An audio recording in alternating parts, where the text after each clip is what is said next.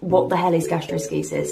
We just cried. You have some organs out, intestines. What really annoyed me, after this scan, determination, this bit isn't even that sad. Why would you say that? And it was at this point in pregnancy where I lost my mind. Hi, welcome back to my channel. I can never do a hello very seriously. Anyway, so story time's my favourite. One thing we're going to bear in mind this story time is that humour gets me through life. I really didn't have anything like this to watch when I got the diagnosis. So I want to be that video for someone like me. Never mind, I'll find someone. Another thing to bear in mind is that my daughter is my daughter. I'm a mother. I still can't really, I'm someone's mum. She's 18 months old. I wrote notes and I'm going to do this to the best of my ability. So this is going to be a series of story times and we're going to start with the pregnancy. And even if you're just watching this video for entertainment, hi, hello. Let's talk finding out I was pregnant. So I just knew. One thing about me is I could need to go to the shops and I'm just not going. She's lazy. That's not what happened that night. I was like, I'm going to Tesco. Robbie looked at me like, sorry? It was 10 o'clock at night.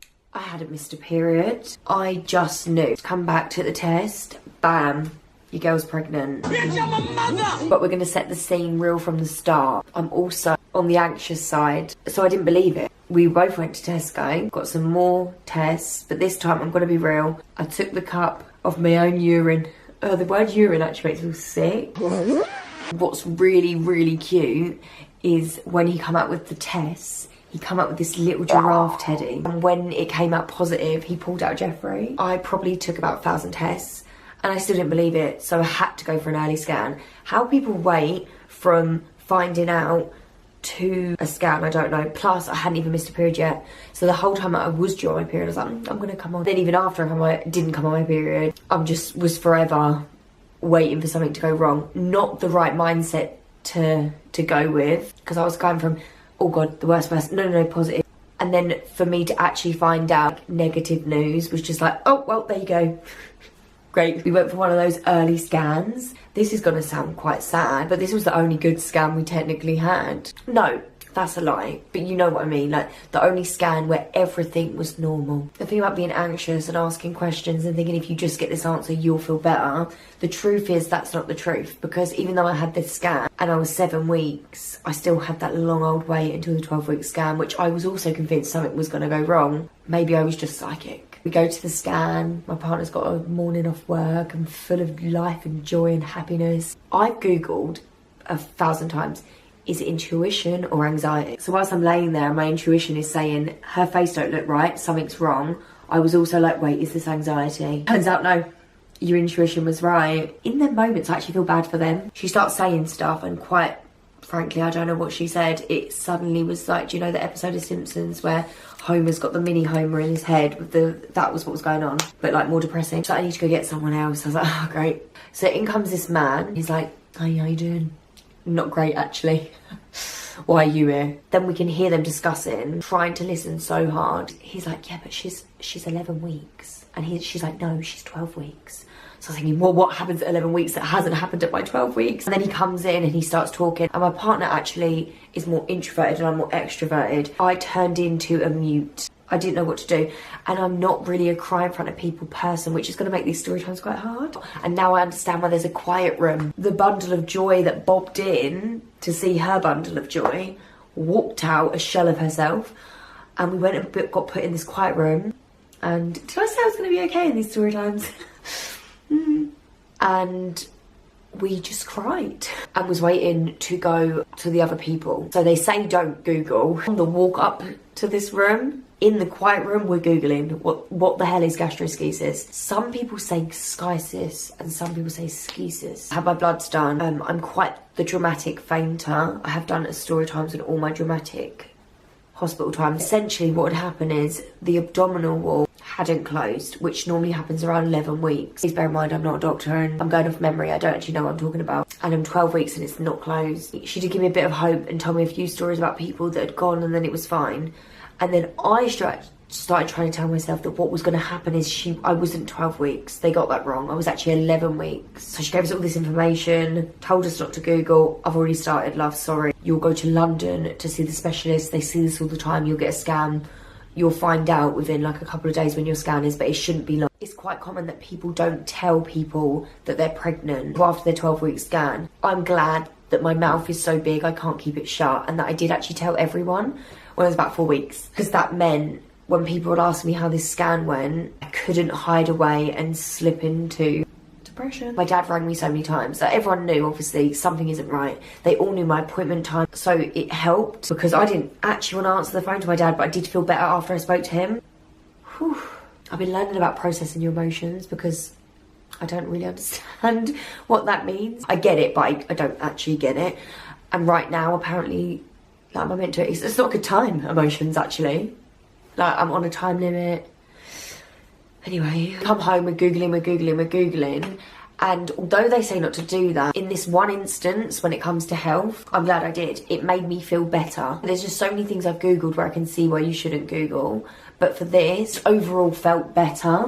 I almost feel better than I do now I know more. I don't know, but I'll go into that. Have I even explained what gastroschisis is? So the abdominal wall that doesn't close. You have some organs out, intestines, there could be other organs out. And it's classed as rare. When you're with the specialists in Great Ormond Street and stuff, they see it a lot, so they don't think it's rare. What really annoyed me is how dare this be a condition that is common in 20-year-olds. I was an old girl in motherhood. The survival rate was good, scary, but I was thinking, oh, it could be worse. I'm trying to cling on to the positives. So a few days later, we got our scan through in London. Obviously, I still had hopes and dreams of if they actually were wrong. They confirmed that it is gastroschisis. Not sure how many weeks I was here, but this was quite an early scan, and you can see here some intestines. They offered a termination. Didn't even debate it, to be honest. I wasn't even considering it, but they said they just have to offer that. And they told us what was going to happen going forward. So regular scans,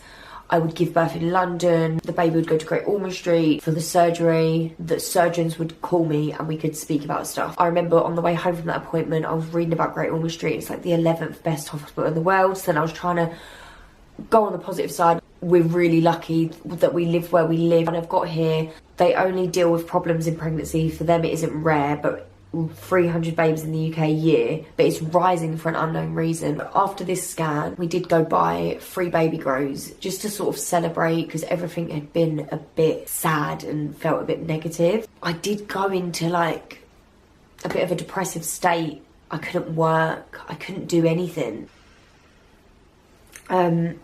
This bit isn't even that sad, so why am I sad? Yeah, I was just worrying about the outcome of the next scan. You were in limbo, but with your baby. The most bizarre mix of emotions ever. It was like really shit cake. All the ingredients, there were some good ingredients, and there were some really disgusting ones.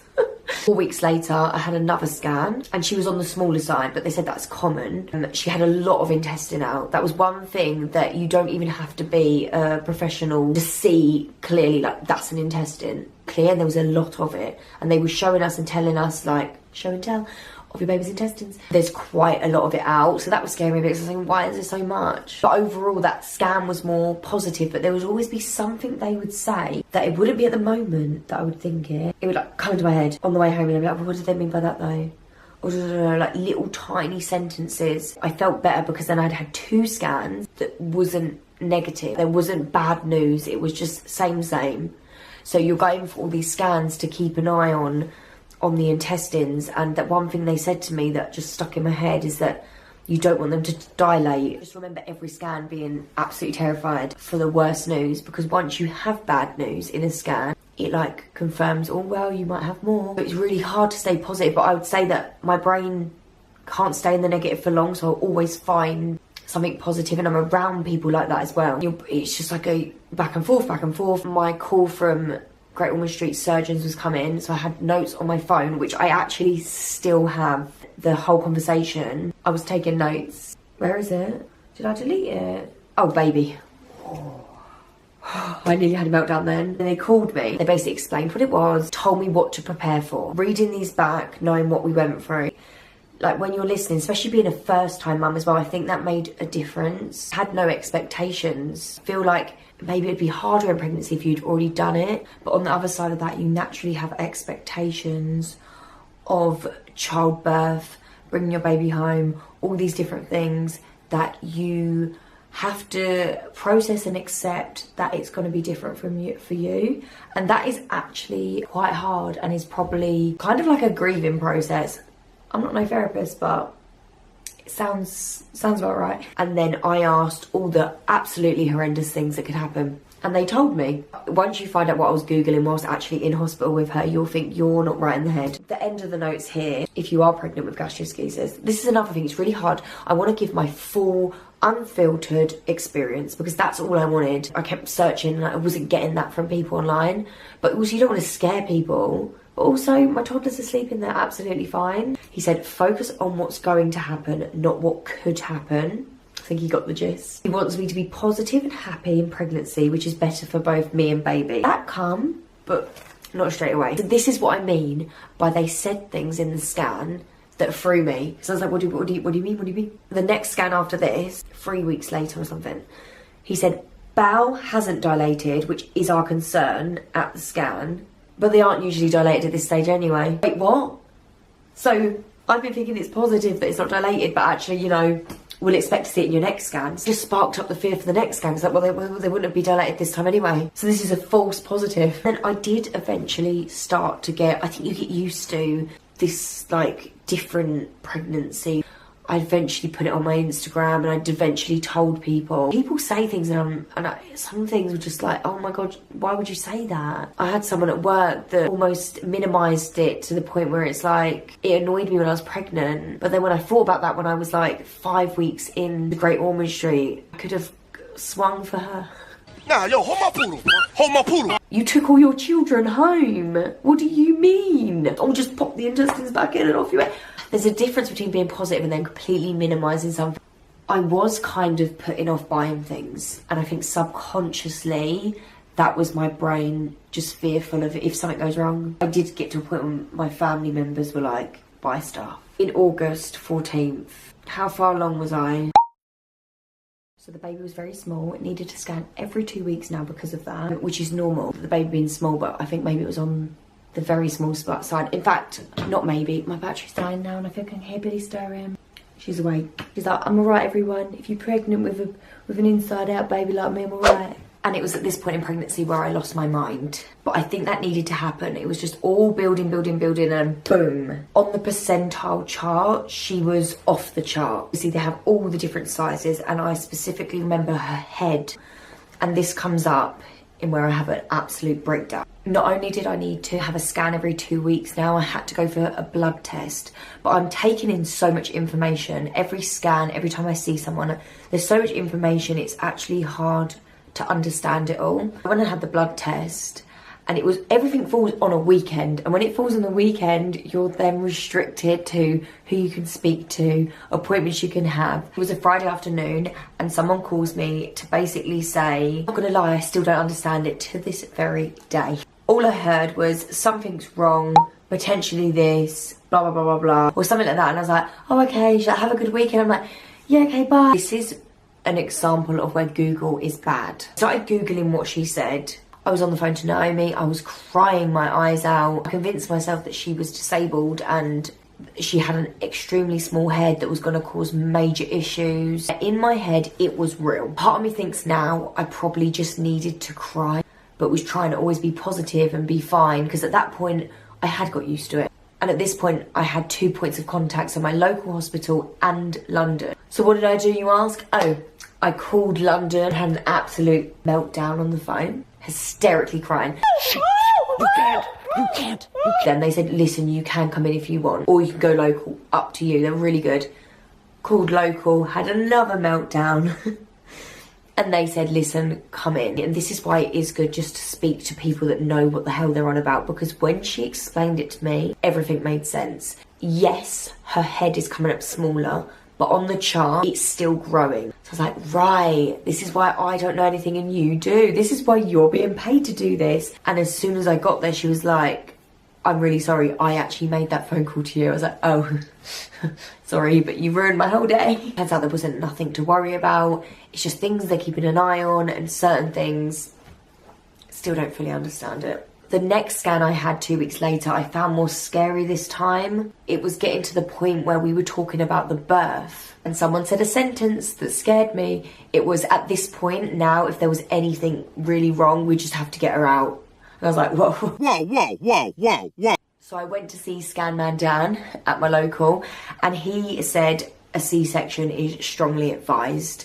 She was too small to handle birth, something about blood loss. My C-section was booked for the beginning of November. Can't remember the exact date. And on the 16th of October, we went for a scan. It went well. I remember it was just really calm, like, yep, cool, baby all good. Predicting maybe she'll be 6 pounds. And that was good. I was 6 pounds, not too small. All felt a lot more positive at that point. I was still really apprehensive for the whole what was going to go ahead, even though nothing could have prepared me. But I felt good, as good as you could. 24th of October, she stopped moving. She just wouldn't move unless I drank a Dr. Pepper. I kept having to go into hospital, and I did really notice a huge difference between the specialist care and just the average normal care. Now, I'm not going to lie, that does scare me. Having a baby, again potentially, and then not having issues, that's where issues became comfortable. Everything felt like it was taken more seriously. I just noticed a really big difference. So I don't know if any of you have ever had a birth like mine and then just a normal one with no problems and noticed the difference. So the times that she was stopping moving, I was going to my local, put on the monitor, her movements were slowing down, but then, you know, when you start doubting. And so weird, but I kind of predicted, no, I'm jumping. We'll get into that in the next one. I would have been about 34 weeks when she started scaring me from the womb, as if she hadn't already done that enough. For the next 10 days, I think, I was in and out of hospital.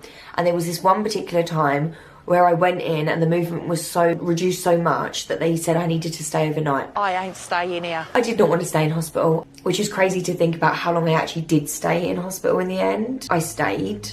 And I was meant to be seen and no one came. I have got the tendency to be a bit like, don't worry about me, darling, I'm all right. But I kept telling myself, this is not for me anymore. I have to get up, be assertive and be like, listen, hello. So I did that in a really polite way. But I had to be stern because no one was coming. I fell asleep and I woke up. It was 4, 5 a.m. No one had seen me. And I was like, why did I stay here? No one's even monitored me. I've just laid in a bed. The next morning, I had a doctor come to me and she comes into the labour story and she ate her words. I kept explaining to her, listen, like, gastroschisis baby. She's like, yeah, but I think at this point, I was 35 weeks. She's like, you're 35 weeks, you're not likely to have it. I was like, yeah, but if you look on the Great Ormond Street website, it actually does say they come at this time. Just really felt like I wasn't being listened to. Anyway, I went home. That is where we're going to leave her. That wasn't a great cliffhanger. Let me leave it on a better one. Hold on. I went home and that doctor was going to eat her words. I was going to see her again and she was going to be frantic.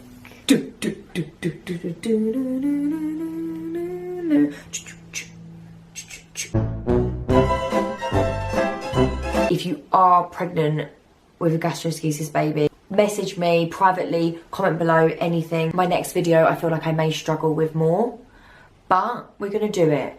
No, I'm going to struggle with the hospital bits, them stories. It might need to be multiple. I really appreciate it though if you do give the video a thumbs up, and even if you just comment, I don't know, some hearts and babies, or I was going to say an intestine, but that's not an emoji. Just because I just want to be that person that I couldn't find on the internet. Anyway, thanks for watching. See you in my next video. Bye.